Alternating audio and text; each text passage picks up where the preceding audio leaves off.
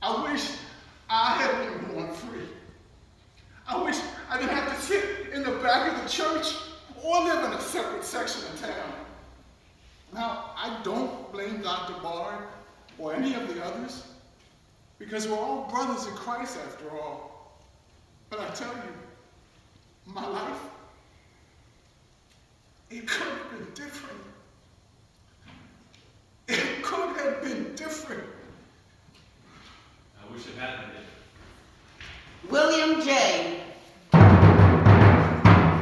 Lawyer, son of Supreme Court Justice John Jay, co-founder of the American Bible Society, abolitionist. Many of us wish it had been different, but not too many white men, however. It's a burden on my soul. You seem like a pretty good man. It means a lot to me, sir. Then why, if I may ask, do you seem so down? Guilt. Guilt?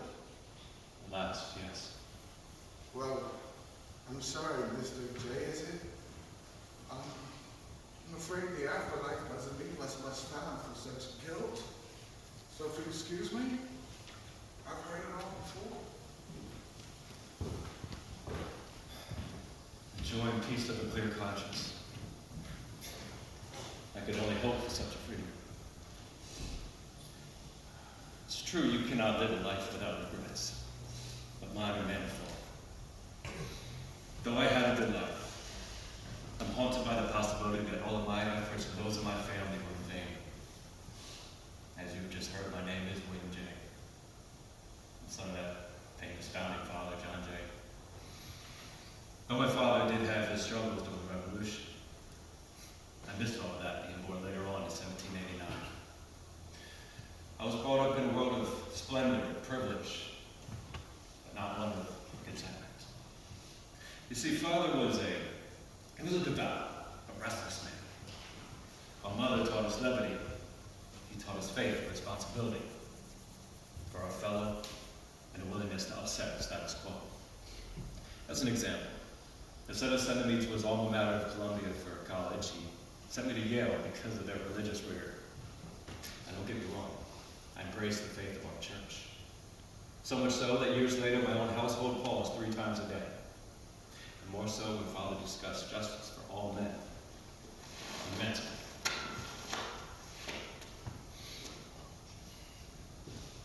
But he was a living contradiction. See, Father was founder of the Manumission Society, a group dedicated to the eventual ending of slavery in this state and the entire country. All the while he purchased slaves. Often. His scheme was to purchase them and just have them work for a short amount of time, just X amount of years, to gain back their freedom. Look, I loved my father, I did. And I did defend his actions in my later writings, but in my heart, in my mind, in my very faith, I rebelled against all forms of slavery. By the time I was a teenager, I was an advocate for immediate abolition. No man, woman, or child should work for any amount of time without their freedom. And I've said it many times before, I will say it again, that if slavery be inherently and necessarily sinful, it ought immediately to cease. Well, I who had so much, I felt it was my Christian duty to protect the weak from the powers of the strong, to shield the poor from the oppressions of the rich. It struck me so deep that I gave up my desires of becoming a farmer. I went to law, where I thought I could better serve. That sadly just gave me the title of a radical, a rabble-rouser, an attention seeker.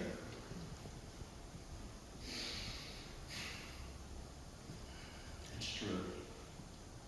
I wrote copious letters, articles, and books condemning slavery, and the wishy-washy support of the Manumission Society for their gradual, very gradual manumission. And I vehemently attacked the colonization society for their attempt to free slaves only under the conditions that they be sent away to Liberia, effectively trying to eradicate all people of color from America.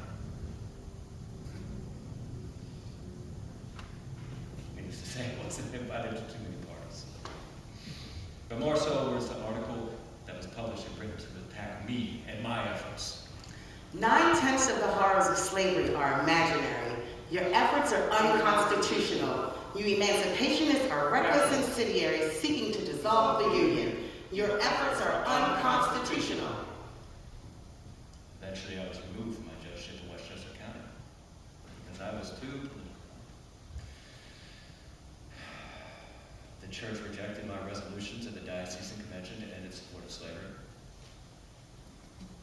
I was this close to leaving, as was many other abolition society-minded men, until I spoke with my good friend, Salmon P. Chase, a fellow Episcopalian. Salmon, I said, allow us to remain in our church, and from there strive for the truth, giving our bishops and clergy no peace while they continue to side with the oppressor, proclaiming the wrongs of the slaves and the duties of the church. And I did. I remained. And I raised my children as Episcopalians. I did take a bit of pride in my son John, who grew up to be a bit of a rabble-rouser himself. It was he who fought tirelessly to get St. Philip's admitted to the convention of the Diocese of New York.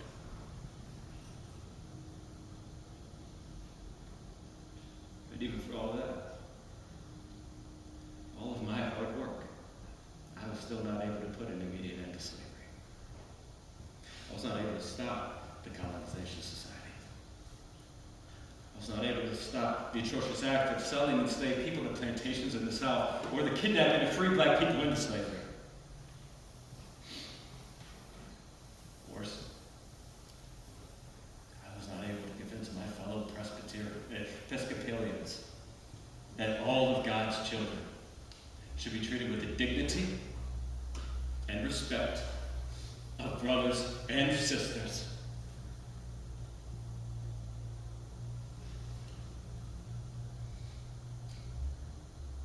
For that I was blessed. I was blessed. I was blessed with a loving family, a sense of purpose, and the love to pursue it. And unlike so many others, I had the good fortune to be born a white man in America.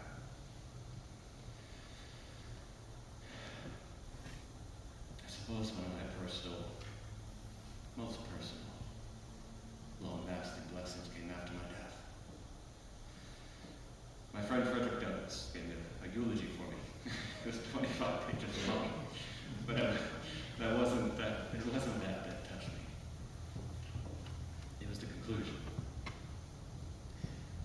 He wrote, "He has taught us how to live. He has taught us how to die.